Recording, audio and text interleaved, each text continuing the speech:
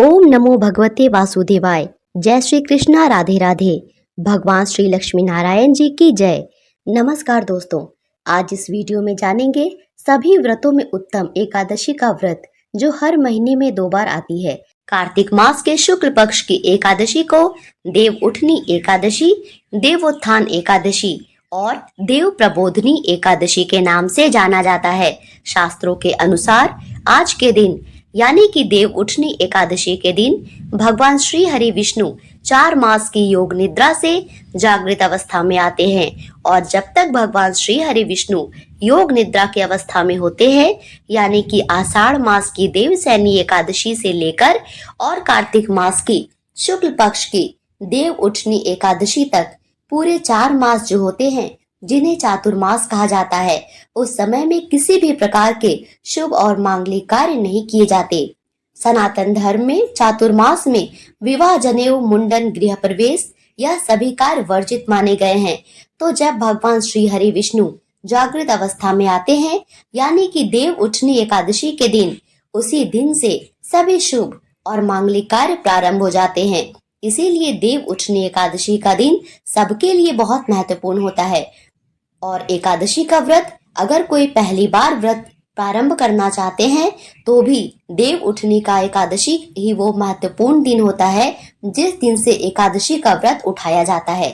नमस्कार दोस्तों, मैं पूजा झा आप सबका अपने चैनल बी ब्लेस्ड एस्ट्रो में स्वागत करती हूँ। आज की वीडियो में हम सब जानेंगे कि देव उठनी एकादशी साल 2024 में कब है, एकादशी की तिथि कब प्रारंभ हो रही है, कब समाप्त हो रही है, व्रत हमें कब धारण करना है और पारण का यानी व्रत खोलने का शुभ मुहूर्त क्या है। इस दिन हमें किस प्रकार से भगवान श्री हरि विष्णु की पूजा आराधना करनी चाहिए, किन मंत्रों का जाप करना चाहिए, कौन से उपाय करने चाहिए और तुलसी विवाह से जुड़ी बहुत सारी चीजें आज इस वीडियो में जानेंगे। तो बने रहेंगे वीडियो के अंत तक और ऐसी जानकारी समय से पहले पाने के लिए मेरे चैनल को सब्सक्राइब करेंगे और बेल आइकन भी प्रेस करेंगे ताकि आपको मेरी वीडियो समय से मिलती रहे।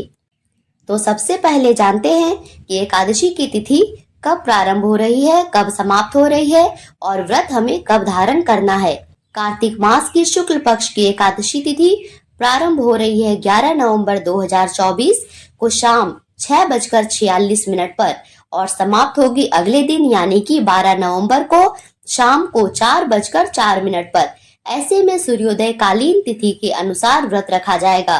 12 नवंबर 2024 को दिन होगा मंगलवार का। अब बात करें तुलसी विवाह का, तो देखिए बहुत से स्थानों पर जब भगवान श्री हरि विष्णु एकादशी के दिन जागृत अवस्था में आते हैं तो जागते ही भगवान श्री हरि विष्णु ऐसा कहा जाता है कि तुलसी को ही याद करते हैं। हरि वल्लभा तुलसी सबसे पहले परम प्रिय मानी जाती है। इसीलिए शालिग्राम स्वरूप का और तुलसी का देव उठनी एकादशी के दिन विवाह संपन्न कराया जाता है, लेकिन बहुत से स्थानों पर द्वादशी के दिन भी यह विवाह संपन्न कराते हैं। ऐसे में जो भक्त एकादशी को विवाह संपन्न कराते हैं वह 12 नवंबर 2024 को तुलसी विवाह करेंगे और जिनके यहाँ द्वादशी के दिन यह विवाह संपन्न कराया जाता है वह 13 नवंबर को तुलसी विवाह करेंगे। हमारे यहाँ तो हम 12 नवंबर को ही तुलसी विवाह करेंगे। आप अपने अनुसार कर सकते हैं और वैसे भी सबसे श्रेष्ठ होता है एकादशी के दिन तुलसी विवाह करना, क्योंकि ऐसा कहा जाता है कि जब भगवान श्री हरि विष्णु जागृत अवस्था में आते हैं तो सबसे पहले हरि वल्लभा तुलसी की ही पुकार सुनते हैं और तुलसी और शालिग्राम के विवाह के बाद ही मांगलिक कार्य शुरू होते हैं। अब बात करते हैं पारण के शुभ मुहूर्त की। तो एकादशी व्रत का पारण हमेशा द्वादशी तिथि में किया जाता है। द्वादशी तिथि प्रारंभ हो रही है 12 नवंबर की शाम को 4:05 पर और समाप्त होगी 13 नवंबर को दोपहर में 1:01 पर। ऐसे में पारण का शुभ मुहूर्त आपको 13 नवंबर की सुबह 6:42 से लेकर 8:51 के बीच में ही मिल रहा है। इसी मुहूर्त में ही पारण करना शुभ माना जाएगा।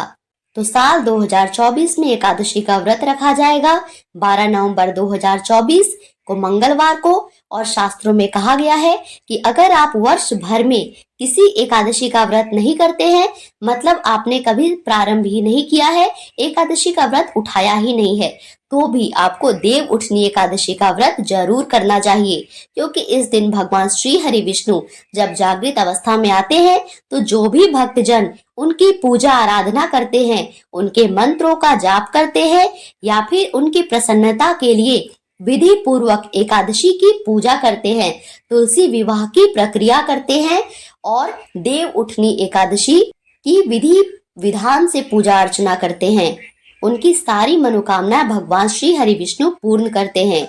यह एकादशी बहुत महत्वपूर्ण है। अगर कोई भी एकादशी आप नहीं करते हैं तो भी आप देव उठनी एकादशी का व्रत जरूर कीजिए। पर अगर किसी कारणवश आप एकादशी का व्रत नहीं कर पाते हैं, तब भी आपको आज के दिन कुछ विशेष बातों का ध्यान रखना चाहिए। आपको बिल्कुल भी लहसुन प्याज का सेवन नहीं करना है।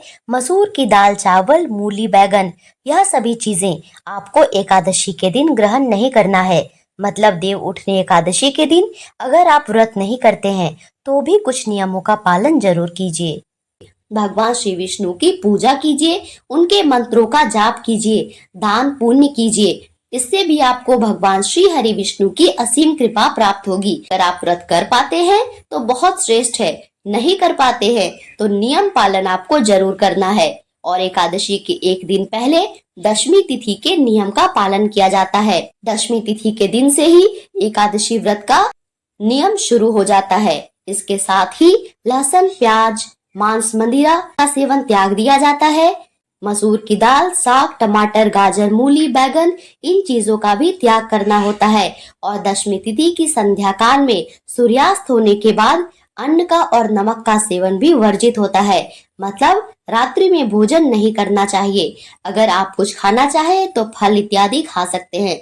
दशमी तिथि से ही ब्रह्मचर्य का पालन करना चाहिए और संभव हो तो भूमि पर शयन करना चाहिए। अगर आप भूमि पर शयन नहीं कर सकते हैं, कम से कम अपने बेडशीट, चादर ये सब जरूर बदल दे। फिर एकादशी के दिन प्रातः काल जल्दी उठते हैं, नित्य कर्मों से निवृत्त होकर स्नान करते हैं। स्नान करने के लिए या तो आसपास किसी पवित्र नदी में जाते हैं या फिर अपने नहाने के जल में गंगा जल मिलाकर स्नान करते हैं। और इसके साथ ही एक चुटकी हल्दी डाल के भी स्नान करना चाहिए इस दिन। और इसके बाद स्वच्छ वस्त्र धारण करते हैं, हो सके तो पीला वस्त्र धारण करें। और इसके बाद भगवान श्री हरि विष्णु की पूजा से पहले भगवान सूर्य देव को जल देते हैं। उसके बाद भगवान श्री हरि के सामने शुद्ध घी का दीपक जलाकर अपने व्रत का संकल्प लेते हैं। क्योंकि आज देव उठनी एकादशी है तो आज के दिन जो पूजा होगी वह विशेष पूजा होती है। आज के दिन यानी कि देव उठनी एकादशी के दिन देव जगाए जाते हैं, तुलसी शालिग्राम का विवाह होता है। तो यह एकादशी बाकी एकादशियों के बजाय थोड़ी अलग होती है।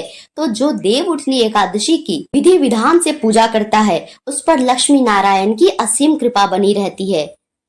तो ये थी मेरी देव उठनी एकादशी से संबंधित आज की वीडियो।